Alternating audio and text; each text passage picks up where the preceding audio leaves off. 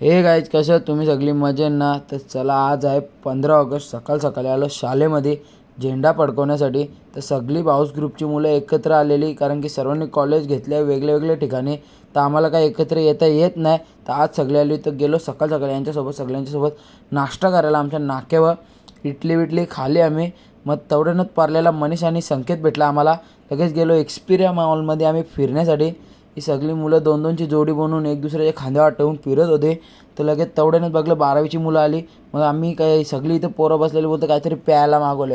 तर काय मागवलं तर मला माहीत तर ना. मग थांबलो बघता तर भाई आई एवढ्या बाटल्या मागवलेल्या ना प्यायच्या, त्याचं नाव तर ना माहीत मला.